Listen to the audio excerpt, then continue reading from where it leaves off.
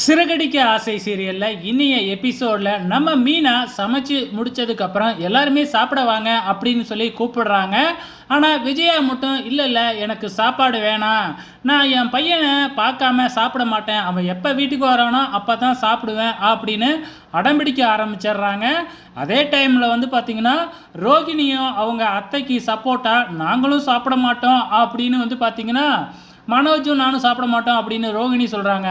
ஆனால் நம்ம மனோஜோ இருந்துக்கிட்டு இல்லை என்னாலாம் சாப்பிடாமல் இருக்க முடியாது, எனக்கு பசிக்குது அப்படின்னு பார்த்திங்கன்னா காமெடி பண்ணிக்கிட்டு இருக்கிறாப்புல. ஆனாலும் ரோகிணியை பகைச்சிக்கிட்டு சாப்பிட போக முடியாது இல்லையா, தண்ணியை குடிச்சிட்டு அமைதியாகவே இருக்கிறாங்க. எவ்வளவோ முயற்சி பண்ணி கூப்பிட்டு பார்க்குறாங்க, ஆனால் எதுவுமே நடக்கலை. இங்கே நம்ம ஸ்ருதி பார்த்திங்கன்னா டப்பிங்கை முடிச்சுட்டு சாப்பிட்றதுக்கு போகிறாங்க. ஸோ சாப்பாடு எங்கே ஆர்டர் பண்ணியிருக்கிறாங்க, நம்ம ரவி ஹோட்டலில் தானே ஆர்டர் பண்ணியிருக்கிறாங்க. ஸோ அந்த சாப்பாடை ரவியே எடுத்துக்கிட்டு வராப்புல, நான் சாப்பாடை மட்டும்தானே ஆர்டர் பண்ணேன், சமையல் மாஸ்டரெல்லாம் ஆர்டர் பண்ணலையே அப்படிங்கிற மாதிரி நம்ம ஸ்ருதி வேணும்னே கிண்டல் பண்ணுறாங்க. அதுக்கப்புறம் ரெண்டு பேரும் சமாதானமாகி பேசுகிறாங்க.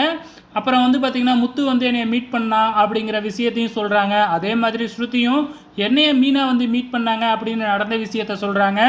நம்ம ரவி இருந்துக்கிட்டு நான் நீ வீட்டுக்கு வர்ற வரைக்கும் நான் இங்கே எங்களோட ரெஸ்டாரண்ட்லேயே தான் தங்கியிருப்பேன் அப்படிங்கிற விஷயத்தையும் சொல்கிறாங்க. இப்போ ரோகிணிக்கு கொஞ்சம் கொஞ்சமாக மனசு மாறிக்கிட்டே வருது.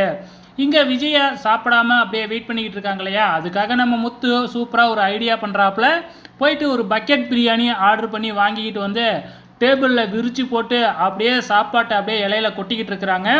எல்லாருக்கும் வாசனம் அப்படியே மூக்கை தொலைக்குது. இப்போ வரையா நம்ம சாப்பிட மாட்டோம்னு வரையா அடம் பிடிக்கிறோமே, இப்போ பக்கெட்டில் பிரியாணியை கொட்டி நம்மளை தூண்டுறாங்களே அப்படின்னு சொல்லி பரிதவிச்சுக்கிட்டு இருக்கிறாங்க. வெயிட் பண்ணி பார்க்கலாம் நாளைக்கு என்ன நடக்குதுன்னு.